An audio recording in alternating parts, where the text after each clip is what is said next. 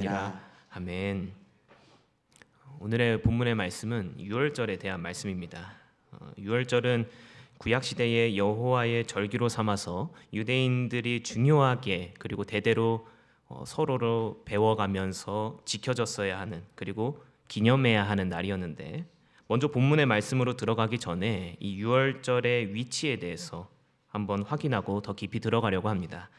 오늘 우리가 살펴보고 있는 본문의 말씀은 애굽 땅에서 일어난 10가지의 재앙 중에 9번째 재앙과 그리고 10번째 재앙 그 사이에서 하나님께서 주신 말씀입니다. 11장의 마지막인 10절을 보시면 이렇게 마무리합니다. 제가 읽겠습니다. 모세와 아론이 이 모든 기적을 바로 앞에서 행하였으나 여호와께서 바로의 마음을 완악하게 하셨으므로 그가 이스라엘 자손을 그 나라에서 보내지 아니하였더라. 아멘. 그리고 유월절에 대한 말씀이 끝나고 나서 출애굽기 12장 29절과 30절의 말씀을 보시면 두 가지의 내용입니다. 처음 난 것을 다치셨고 그리고 그 밤에 부르짖음이 있었다라고 이야기를 합니다. 지금 정리를 해보면 12장에서는 하나님의 치심 가운데에 온 애굽 가운데에 큰 부르짖음이 있었고, 그리고 그 이전에는 바로의 완악한 마음이 그 모든 상황 가운데에 아직 남아 있었다라고 이야기를 하죠. 그리고 오늘 본문이 말하고 있는 유월절과 무교절의 말씀이 지나고 10번째 재앙이 시작되어집니다. 지금 이 순서를 한번 확인해 보면 먼저 재앙이 있었고, 그리고 나서 하나님의 말씀을 따라 기념하라, 그러니까 유월절의 이야기가 있었고, 그리고 나서 10번째 재앙이 있었습니다. 지금 어떻게 보면은 재앙의 이야기가 흐름이 끊어지는 상황입니다. 왜냐하면 지금 이 상황이 기념할 만한 상황은 아니기 때문이에요.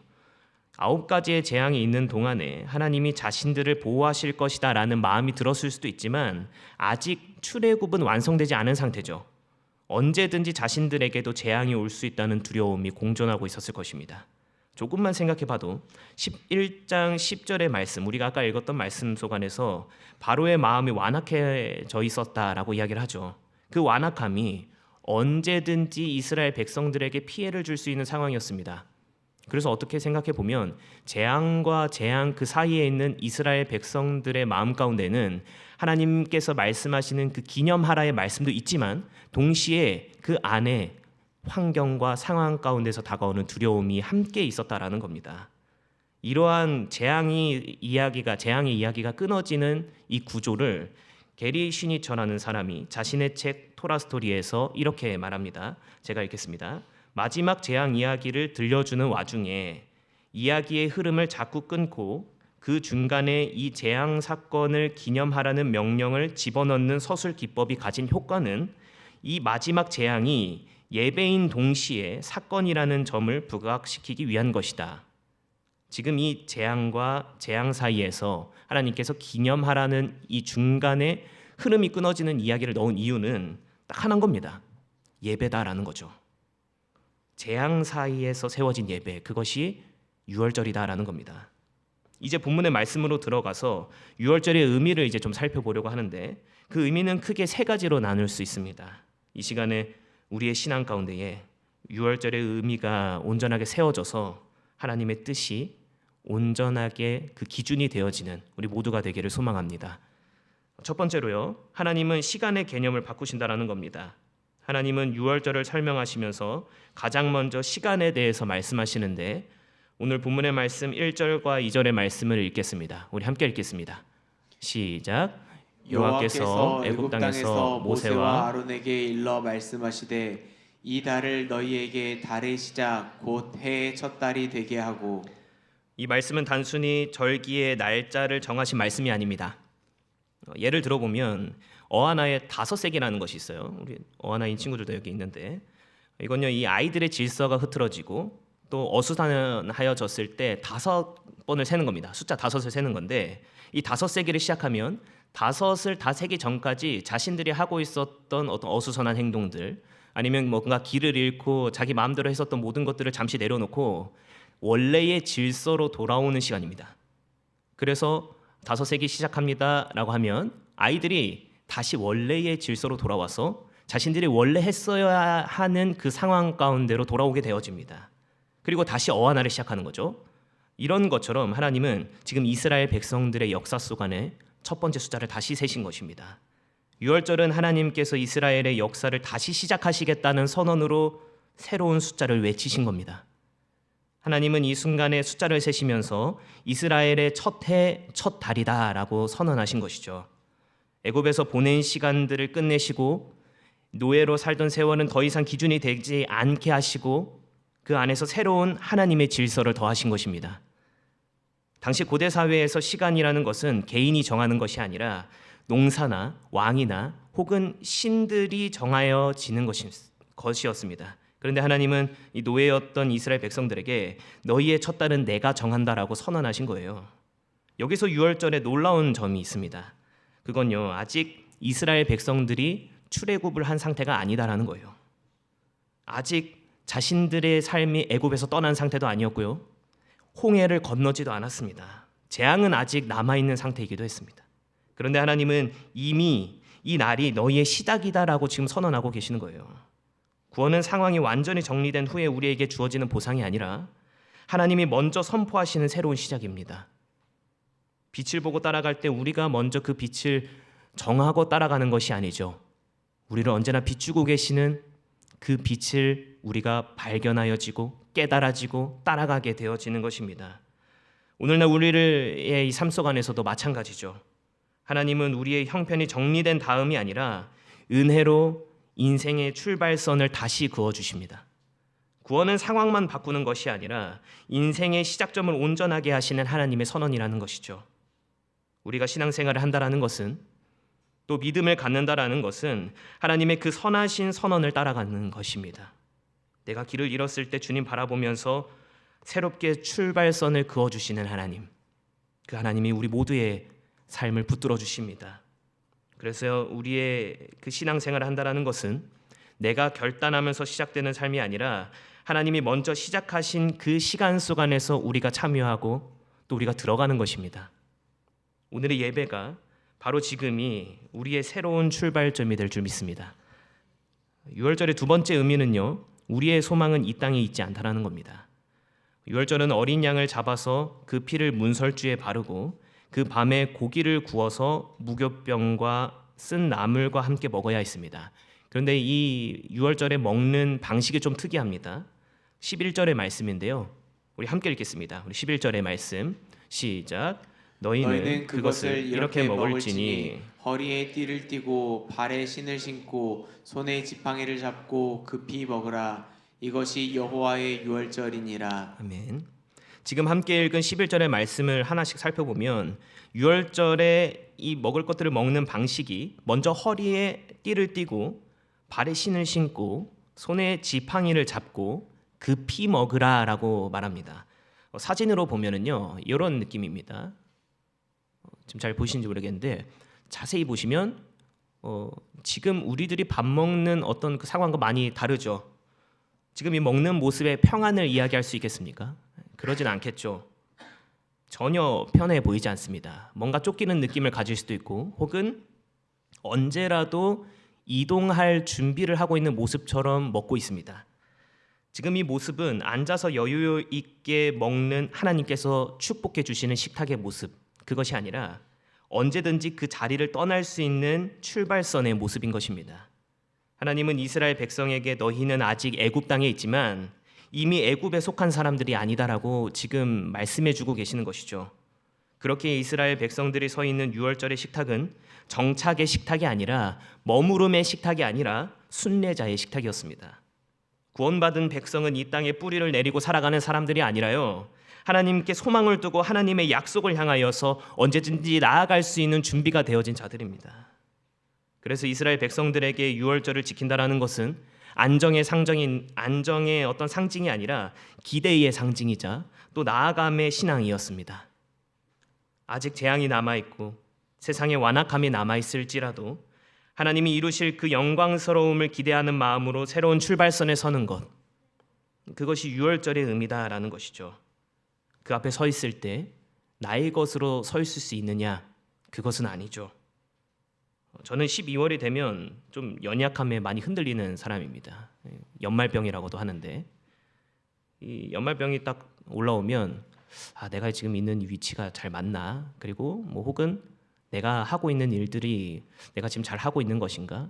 아니면 내가 나아가고자 하는 그 모든 상황과 환경이 내가 진짜 제대로 가고 있는 것인가에 대한 어떤 의문점을 갖게 되어집니다.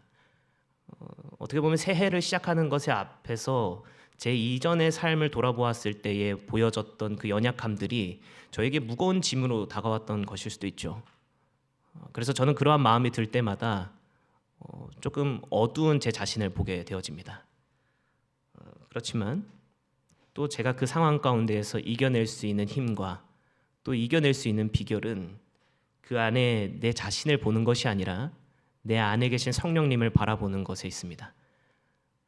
제가 제 자신을 보았을 때는, 제가 제 자신을 묵상할 때는 너무나도 연약하거든요. 하지만 제 안에서 이루실 성령님의 그 인도하심과 그 영광스러움과 그 크심과 선하신 그 통치 가운데에 묵상이 이루어지면 제 삶이 너무나도 기대가 되어집니다. 그래서 제가 올해 첫 시작을 하는데 1월 1일에 너무 제 삶이 기대가 되어지는 겁니다. 올해는 하나님이 내 삶 가운데서 얼마나 큰 역사와 얼마나 큰 아름다우심을 보여주시고 그 아름다움을 바라보는 그 은혜 가운데에 오늘 이 한 해가 얼마나 이 벅차오르는 마음이 들까, 그런 마음 가운데 시작하였습니다. 그래서 그 마음이 또 올 한 해에 우리 수지예번 교회 성도님들과 함께 할 수 있다는 게 너무 축복인 것 같습니다. 그 안에서 우리들이 또 중요하게 세워지는 의미는 무엇이냐면 우리의 그 삶 가운데 예수 그리스도의 보혈이 있다는 것이죠. 6월절의 세 번째 의미는요, 하나님은 어린 양의 보혈을 보시고 살리신다라는 것입니다. 6월절의 가장 큰 중심 가운데에는 그 어떠한 것보다 먼저 어린 양의 피가 있었습니다. 하나님은 분명하게 말씀하시는데 13절의 말씀인데요, 우리 함께 읽겠습니다. 13절의 말씀 시작. 내가 애굽 땅을 칠 때에 그 피가 너희가 사는 집에 있어서 너희를 위하여 표적이 될지라. 내가 피를 볼 때에 너희를 넘어가리니 재앙이 너희에게 내려 멸하지 아니하리라. 아멘. 6월절 식탁이 급하게 보였던 이유, 뭔가 이동하는 느낌으로 보여졌던 그 이유에는 하나님이 성급해서가 아니라 살아있는 소망을 바라보게 하시기 위함이었습니다. 그 소망을 의지하는 것에 우리의 생명이 있기 때문이에요. 그리고 그 소망은 예수 그리스도에게 있습니다. 6월절의 어린 양은 예수 그리스도의 모형이죠. 6월절을 말하고 시작된 10번째 재앙속 안에서 이스라엘 백성들이 살아남을 수 있었던 이유는 그들이 특별하거나 그들의 신앙이 완전해서가 아니라 그 안에 보혈이 있었기 때문이었습니다. 이것이 6월절의 은혜이자 또 그리스도의 은혜인 것이죠. 그리스도를 따르는 우리의 그 모든 삶 가운데는 이미 구원받았지만 아직 완성에는 도달하지 않은 사람들의 삶이죠. 이미와 아직 그 사이에서 하나님을 바라보는 자들이 바로 우리의 삶입니다. 구원받은 성도의 삶은요, 여기서 모든 것을 완성하려는 삶에 있는 것이 아니라 하나님이 인도하실 내일을 바라보면서 믿음으로 나아가는 삶입니다. 비록 아직 재앙이 남아있고 고통이 남아있고 또 두려운 현실이 남아있을지라도 오늘날 우리가 다시 일어나서 나아갈 수 있는 힘은 하나님은 사람을 보시는 것이 아니라 우리를 덮으시는 보혈을 보시기 때문입니다. 이것이 6월절의 은혜인 것이죠. 이 은혜 앞에서 우리는 두려움으로 서 있는 것이 아니라 감사로 서 있을 수 있는 것이고, 불안이 아니라 예배자로 서 있을 수 있는 것입니다. 하나님이 거룩한 질서를 선포하시는 바로 지금 이 순간에 우리는 예배할 수 있다는 거예요. 말씀을 좀 정리하려고 하는데, 첫 번째로 우리는 하나님은 구원의 날을 우리의 첫 해이자 첫 달로 선포하시면서 우리의 시간이 아니라 하나님의 시간으로 바꾸신다라고 우리에게 말씀하십니다. 그리고 또 두 번째로 하나님께 소망을 두고 머무는 자세가 아니라 순례자의 자세로 새롭게 나아갈 준비를 하게 하셨습니다. 우리가 그 나아감 가운데에는 우리가 길을 잃은 그곳에서 또 내가 방황하는 그곳에서 하나님께서 새롭게 출발선을 그어주시고 그 안에서 내가 온전하게 나아갈 수 있는 발걸음을 허락해 주심이 그 안에 우리가 다시 서게 되는 것입니다. 그리고 마지막으로 보혈 아래에 있는 우리를 살리시고 또 예배자로 서 있게 하셨습니다. 재앙과 재앙 그 사이에서 우리는 예배할 수 있습니다. 그 예배할 수 있다는 것은 우리가 온전하게 다시 나아갈 수 있는 것이고 우리가 회복될 수 있다라는 것이고 우리에게 아직 소망이 남아있다라는 것입니다. 그래서 이 세 가지는요, 사실 한 가지를 이야기하고 있습니다. 그 한 가지는요, 구원이라는 것은, 회복이라는 것은 인간의 준비에서 시작되는 것이 아니라 하나님의 선언에서 시작된다라는 것입니다. 너는 나의 백성이다. 너는 나의 자녀다. 내가 너를 끝까지 함께할 것이다 라는 그 선언에서 우리의 구원이 시작된다라는 것입니다. 이스라엘 백성들은 아직 애굽을 떠나지도 못했고요, 홍해도 건너지 않았고 재앙도 아직 다 끝나지 않은 상태에 있습니다. 그런데 하나님은 지금 먼저 우리에게 말씀하시는 거예요. 지금이 내가 너를 이끄는 시작이다라고 말입니다. 하나님은 언제나 상황이 정리된 후에 우리를 부르시지 않으시고 은혜로 먼저 출발선을 그어주신 다음에 우리가 나아가야 할 그곳 가운데로 나아갈 수 있도록 우리에게 찾아오시고 또 함께 나아가 주시는 분이십니다. 우리의 삶 가운데에도 마찬가지입니다. 아직 해결되지 않은 문제가 있고요, 아직 여전히 두려움이 남아있으며 또 앞날이 보이지 않을 수 있습니다. 하지만 우리는 이 땅에 뿌리를 내리기 위해 살아가는 사람들이 아니라 하나님의 약속을 향하여서 나아가는 주님의 백성들이죠. 세상에 아직 애굽의 부르짖음이 있고 또 고통이 있고 또 내가 어떻게 해야 될까 헷갈리고 내가 할 수 있을까라는 두려움도 있을 수 있지만 그 안에서 우리는 예배합니다. 하나님의 그 선하심과 신실하신 통치 가운데에 이전 것을 내려놓고 새로운 마음으로 시작할 수 있습니다. 그런즉 누구든지 그리스도 안에 있으면 새로운 피조물이라. 이전 것은 지나갔으니 보라 새 것이 되었도다. 이 마음이 우리의 삶 가운데에 새겨지기를 원합니다. 회복이라는 것은, 성령님의 능력은 돌아가는 것에 있는 것이 아니라, 머무는 것에 있는 것이 아니라 나에게 주어진 모든 상황과 환경 앞에서 새롭게 주님을 바라보는 것입니다. 우리가 우리 자신을 묵상했을 때에 그 안에 소망이 있겠습니까? 저는 매일같이 제 자신을 묵상할 때마다 하나님, 저는 못해요, 저는 할 수 없어요 라는 말밖에 안 나오는 것 같습니다. 하지만 그럼에도 제가 이 자리에 다시 서고 또 내가 다시 한 발자국 나아갈 수 있는 것은 내가 내 자신을 보는 것이 아니라 내 안에 내 삶을 통하여서 이루실 하나님을 바라보기 때문입니다. 그래서 우리 마음 가운데에 이러한 고백이 함께 있기를 원합니다. 보이지 않는 상황에 무너질지라도 예수 능력이 나를 붙듭니다. 비록 내 삶에 답이 보이지 않고 내가 내 자신을 보았을 때 오늘을 살아갈 수 있는 힘이 있는가 없는가를 고민하는 그 가운데에 무너지는 삶이 더욱더 많지만, 그럼에도 주님 따르겠습니다. 내 평생 주님만 노래하겠습니다. 이 고백이 우리를 새롭게 나아가게 하시고 또 새롭게 출발선을 그어주시는 그 은혜 앞에서 우리 모든 성도님들의 마음과 입술에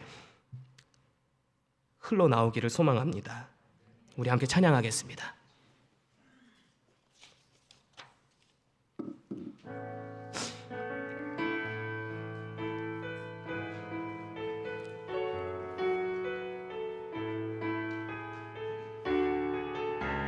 의지했던 모든 것 변해가고 의지했던 모든 것 변해가고 억울한 마음은 커져가네. 부끄럼 없이 살고 싶은 마음 주님 아시네.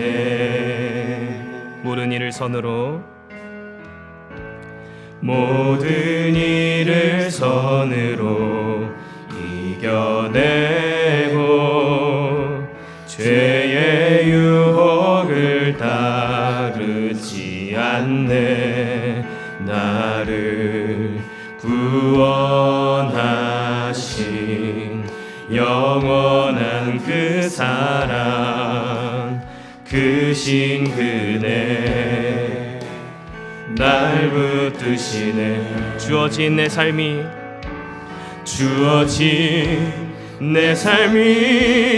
작게만 보여도 선하신 주 나를 이끄심 보내 중심을 보시는 주님만 따르네 날 택하신 주만 의지해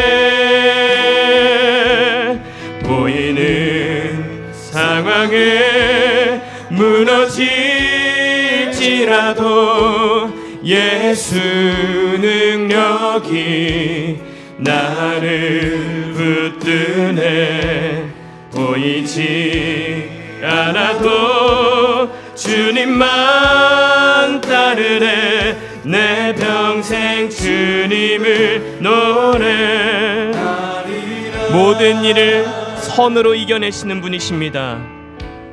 모든 일을 선으로 이겨내고 죄의 유혹을 따르지 않네 나를 구원하신 영원한 그 사랑 그 신근에 날 주어진 내 삶이 작게만 보일지라도 주어진 내 삶이 작게만 보여도 선하신 주 나를 이끄심 보내 중심을 보시는 주님만 따르네 날 택하신 주만 의지해 보이는 상황에 무너질지라도 예수 능력이 나를 붙드네 보이지 않아도 주님만 따르네 내 평생 주님을 주어진 내 삶이 작게만 보일지라도 우리의 이끄시는 주님을 봅니다. 내 삶이 작게만 보여도 선하신 주 나를 이끄심 보내 중심을 보시는 주님만 따르네 날 택하신 주만 보이는 상황이 아니라 주님 바라봅니다. 보이는 상황에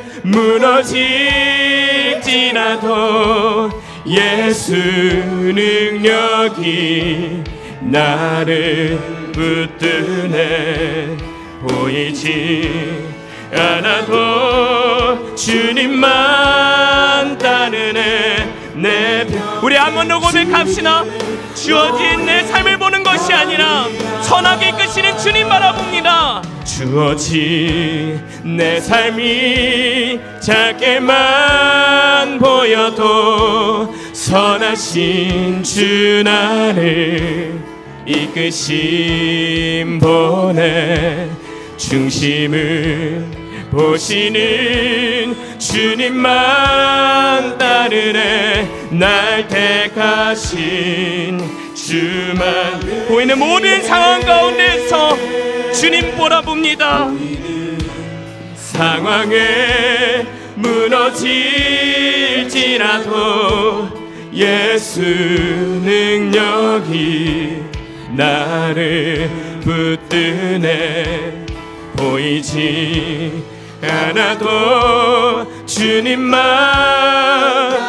주여 내 평생 주님 바라보겠습니다. 주님 평생 주님 노래하겠습니다. 우리 시간 함께 기도하면서 나아갑시다. 주신 말씀을 기억하면서 함께 기도하기를 원하는데요, 이스라엘 백성들의 삶 가운데에는 아직 재앙이 남아있었고 아직 두려움이 남아있었고 아직 이해가 되지 않는 상황들이 남아있었고 아직 자신의 환경을 바라볼 수밖에 없는 상황이 있었습니다. 그 상황에서 자신들을 바라보았을 때에 기념할 수 없었을 테죠. 하지만 그 상황 가운데에서 하나님은 자신을 바라보라 하십니다. 재앙이 있는 상황 그곳에서 예배하라고 말씀하신 것입니다. 그래서 우리 이렇게 기도합시다. 어려운 상황과 이해가 되지 않는 환경 속 안에서도 주님 예배자로 서 있게 없소서. 우리의 삶에 하나님의 시간이 있게 하시고 이 땅에 소망을 두는 것이 아니라 하나님께 소망을 두고 나아가게 하여 주시옵소서. 하나님은 살아계십니다. 살아계신 하나님이 우리를 인도하시기에 내 영혼 안전합니다. 이 마음으로 하나님의 영광을 위하여서 내 평생에 주님 찬양하겠습니다. 주님 노래하겠습니다. 우리 이러한 고백으로 주님 앞에 기도하며 나가겠습니다. 우리 다 함께 기도하겠습니다.